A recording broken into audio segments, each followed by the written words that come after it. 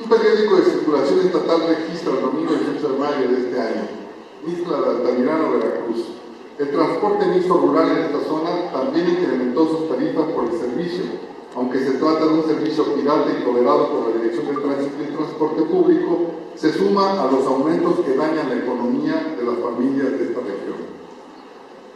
Y más adelante precisa: profesores de la zona serrana señalan que ahora el transporte mixto rural se sumó a los incrementos en las tarifas por el servicio de transporte, en una de las zonas más pobres del estado, según da a conocer el profesor Manuel Hernández, representante magisterial en este municipio.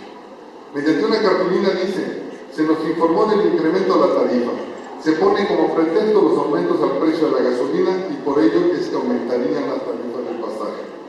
Hoy los costos, se explica, entre Mixtla de Altamirano a Zongolica serían de 15 pesos sin excepción alguna, cuando el jornal en esta zona es de 60 pesos diarios.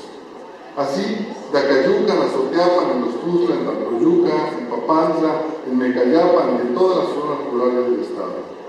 La problemática del servicio es compleja y condiciona un servicio de baja calidad e inseguro para la población y los operarios del mismo. En una puntualización sumaria de esta problemática, podemos señalar que se brindan en las siguientes condiciones. Unidades que en su mayoría datan de entre 10 y 15 años, sean concesionadas o toleradas. Estado mecánico indefinido, pero previsiblemente deficiente. Los pasajeros no reciben habitualmente boletos y nunca seguro de viaje. El sobrecupo de personas en las pequeñas camionetas de batea es casi permanente. Accidentes frecuentes, muchas veces graves, sin reportes oficiales, a menos que haya un muerto o varios. Choferes con o sin licencia de manejo y sin ninguna seguridad social o laboral. Desgaste y depreciación de vehículos por caminos en mal estado, sometidos al acoso permanente de agentes de tránsito o policías. Todo esto es observado y denunciado reiteradamente por los medios de comunicación y en el internet. Es muy fácil conseguir las notas con fechas de hace años. La irregularidad y el mal estado de servicio establece una condición ideal para la corrupción cotidiana y profunda de funcionarios ligados al servicio. Los conductores o dueños siempre están al borde de la ley o de plano son irregulares. Son pobres, indefensos la mayoría de las veces ante el funcionario, corrompibles por lo mismo. El transporte mixto rural es mantenido irregular también por intereses políticos, que por ejemplo los usan durante las campañas electorales, desde actividades de propaganda, como portar calcomanías de candidatos, hasta para el acarreo de votantes, a pesar de que cotidianamente los extorsionan por condiciones mecánicas del vehículo, de seguridad o del registro legal. Atrasar la regularización es conveniente para un negocio corrupto, tolerado por la Secretaría de Seguridad Pública y la Dirección de Tránsito y Transporte.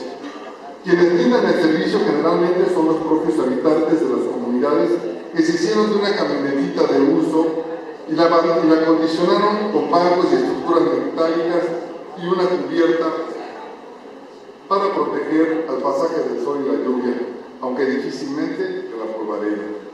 Ellos mismos son sus choferes y a veces tienen un ayudante que cobra ayuda a acomodar la carga y a los pasajeros.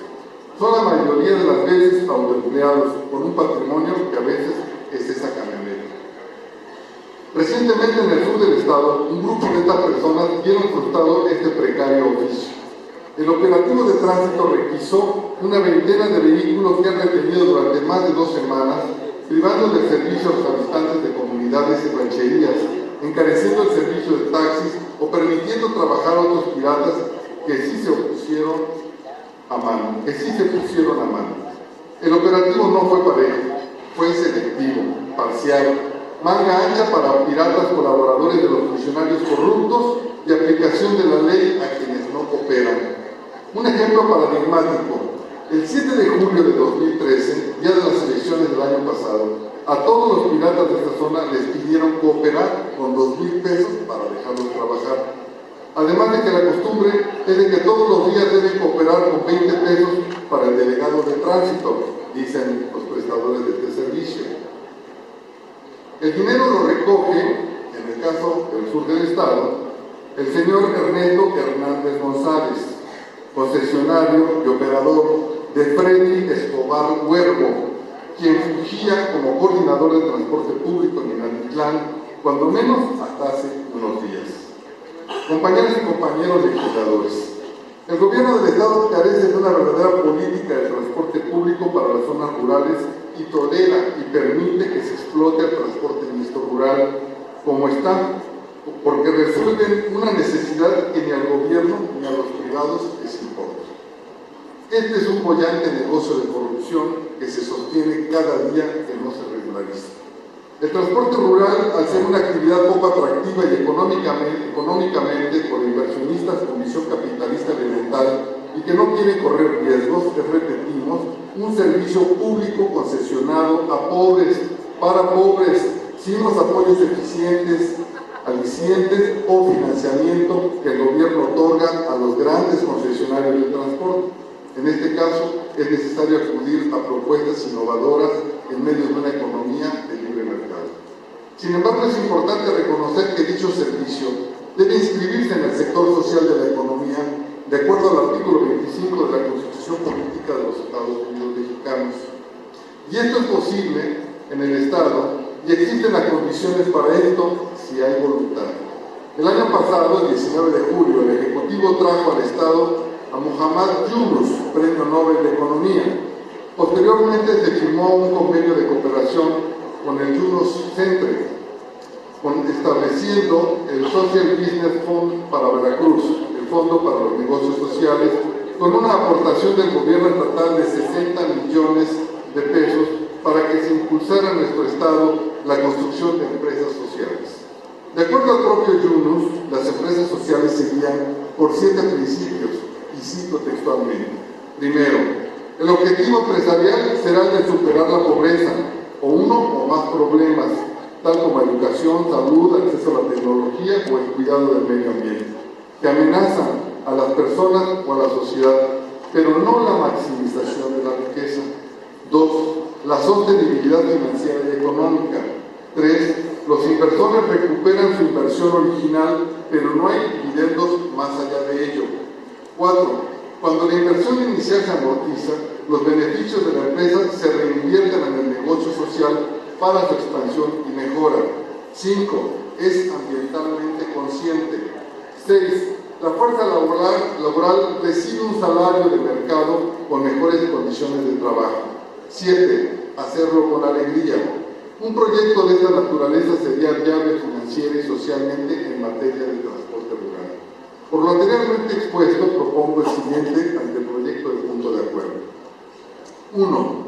El Congreso del Estado, con pleno respeto del principio de separación entre poderes, demanda al Poder Ejecutivo inicie este año el proceso de regularización del servicio de transporte rural mixto carga-pasaje en beneficio de la ciudadanía, dando las facilidades necesarias a los ciudadanos que brindan actualmente el servicio de transporte mixto rural, tengan o no las concesiones y de acuerdo con los estudios socioeconómicos previstos en la norma. 2. Se exhorta al Ejecutivo del Estado a impulsar decididamente la creación de empresas sociales propuestas por Muhammad Yunus para proporcionar los servicios de transporte rural y de acuerdo al programa de impulso al desarrollo de empresas sociales en Veracruz, presentado en la soberanía en el presupuesto de egresos de 2014. 3. Investigue y combata la amplia corrupción denunciada. 4. Que la Dirección de Tránsito y Transporte del Estado devuelva en forma inmediata los vehículos retenidos en Mecayapan en semanas anteriores, en tanto se regulariza su situación con el objetivo de proteger el ingreso de sus propietarios. Esta sería la propuesta del punto de acuerdo. Y quiero concluir diciendo, los prestadores de servicio, de este servicio que sigue siendo pirata, no por la voluntad de los prestadores, sino por la voluntad de las autoridades de tránsito del Estado, que como ya leímos en la propuesta de punto de acuerdo, son beneficiarios, gracias a la corrupción, de recursos que no ingresan al presupuesto público. Son recursos que se manejan debajo de la mesa, que afectan la economía de los prestadores y de sus familias y que, pues, reproducen el sistema de corrupción en esta dirección que no es de ahora, sino que es de antaño.